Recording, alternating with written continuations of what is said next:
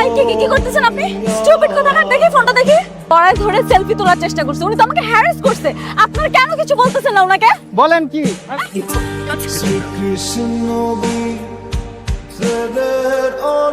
কেন তুই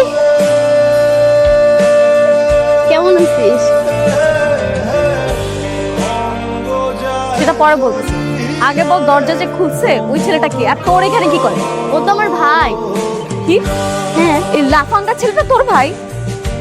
লাফাঙ্গা? হ্যাঁ লাফাঙ্গা। ও কি করছে তুই জানিস? পাবলিক ট্রান্সপোর্টে আমি ঘুমিয়েছিলাম, সবার সামনে সুযোগ বুঝে আমাকে জড়িয়ে ধরছে। ভাইয়া, এই ভাইয়া। গাড়িতে ব্রেক পড়ে গেছিল আর ও হঠাৎ করে আমার গায়ের উপরে পড়ে গেছিল। কি? আমি পড়ে গেছি? আর আপনি যে ইচ্ছা করে ছবি তুলছেন সেটার কি হবে? হ্যাঁ, ওইটা আমি ইচ্ছা করে করছি। আসলে হয়েছে কি, এত সুন্দর একটা মাইয়া, ভাবলাম যে ছবিটা তুলে রাখি, আমার বন্ধু বান্ধবের লগে ভাবলাম। হাই রে ভাইয়া, তুই আর বড় হইলি না। আর শোন, ও আজকে আমাদের বাড়িতে প্রথম হয়েছে। তুই এক কাম কর, বাজারে যা, বাজারে গিয়া বাজার করে নিয়ে আমরা দুপুর আজকে সবাই মিলে এক লগে খাবো। আর ও যে তোর বান্ধবী ওটা তো জানতাম না। আচ্ছা ঠিক আছে। শোন, দোকানে যদি নাইম যায় ওরে বাকি দিবি, আর কারো বাকি দিবি না, বুঝছো? কিন্তু চাচা আপনি তো ওরা বাকি দিতে মানা করছেন। তোরা যেটা করছে ওইটা কর। নাইম গুলো অনেক ভালো আছে, ওর হিসাবই আলাদা। ও গেলে বাকি দিয়ে দিস। আচ্ছা ঠিক আছে। ভাই বাকি দেন, 1 মাস পরে টাকা দিয়ে দিব। আচ্ছা ঠিক আছে, দিতাছি। চাচাই ফোন দিছিল, বলে আপনার ছাড়া কেউ বাকি দিতে না। কি লাগবে কোন? তোর ভাইটা অনেক ভালো মানুষ রে। আমি শুধু শুধু ভুল বুঝলাম।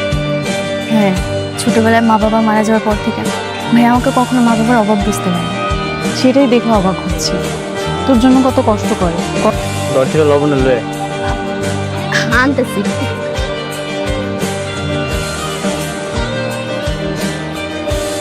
কি করতেছেন?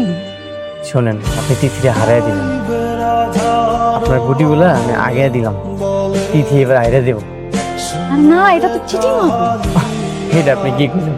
ছোট ছোট খেলে বড় বড় সিরিং না করলে কি মজা আছে? আপনার আর একটা টেকনিক শিখে। দেখ ছয়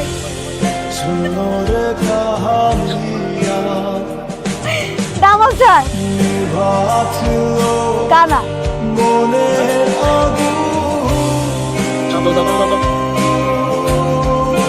ও মাই গড, এত মজা!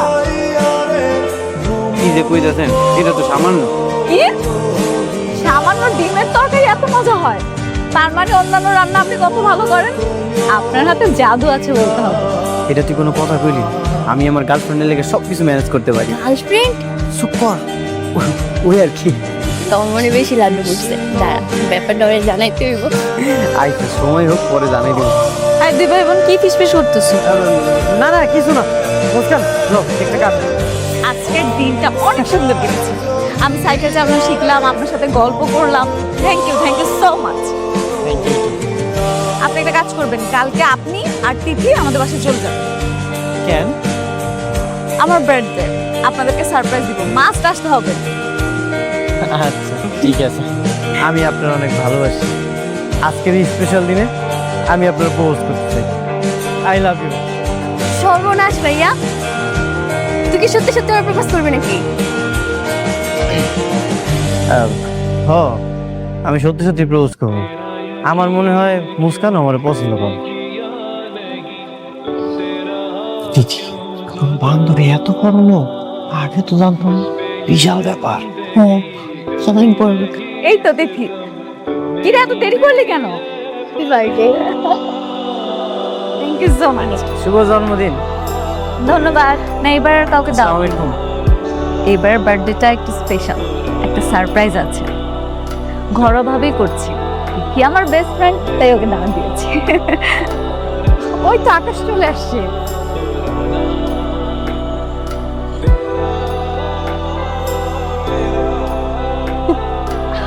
Happy birthday my lady. Thank you so much. Wait hello young man. সবাইকে বলছিলাম না একটা সারপ্রাইজ দিব, so here is the surprise. Akash, আমরা দুজনকে পছন্দ করি। মন খারাপ করতেছিস কেন? তোরা তো আমি আগেই কইছি মুস্কান তোরে পছন্দ করে না। আমি বুঝতে পারি না রে। তোর আচরণ দেখে ভাবছিলাম তোর বান্ধবী মনে হয় আমার আরো পছন্দ better। করে। কালকে দেখা করতে এই আজকে তো অনেক লেট হয়ে যাচ্ছে। তোমার ফ্রেন্ড আর ফ্রেন্ডের বড় ভাইয়ের না আসার কথা ছিল। কি জানি, মনে হয় আসবে না। থাক, আমি আর তুমিই যাই।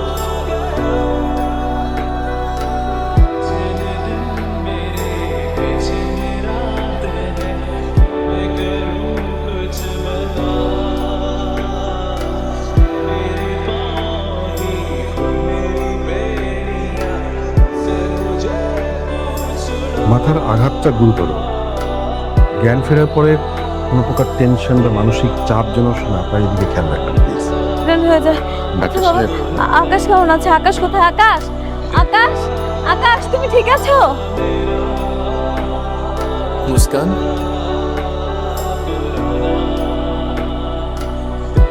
আমি ঠিক আছি। আমি মন থেকে দোয়া করি উনি যেন দ্রুত সুস্থ হয়ে যায়। আজ থেকে তুমি ওর কাছে আকাশ হয়ে থাকো। তুমি ওকে নিয়ে ঘুরতে যাও, গল্প করো। ও যেন কোনোভাবেই বুঝতে না পারে তুমি আকাশ নও। আন্টি, আপনারা চিন্তা করবেন না, উনি কিছুই বুঝতে পারবো না। আকাশ,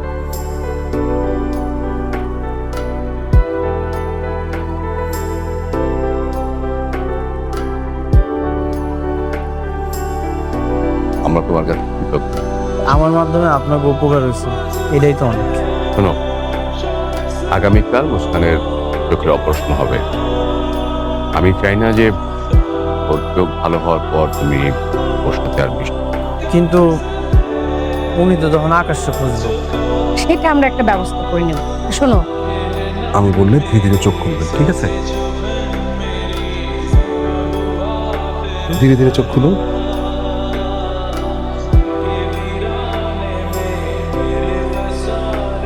দেখুন তো সবাইকে চিনতে পারেন কিনা।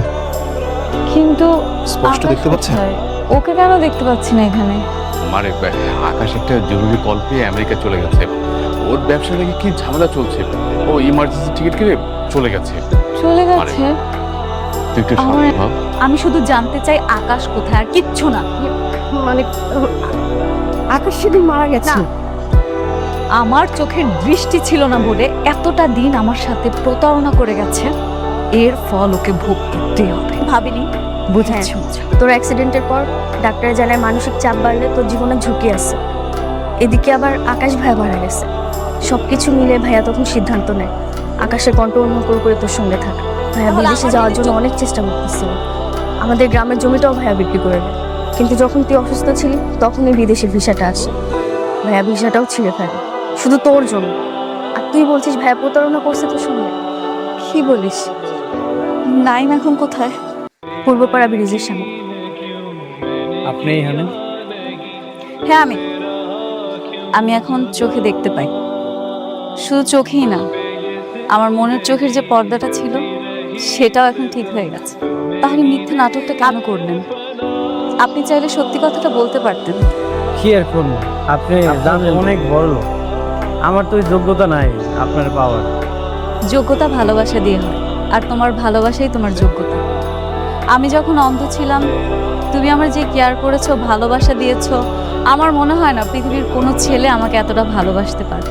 আমি সারাটা জীবন তোমার সাথে থাকতে চাই। I love you. I love you two.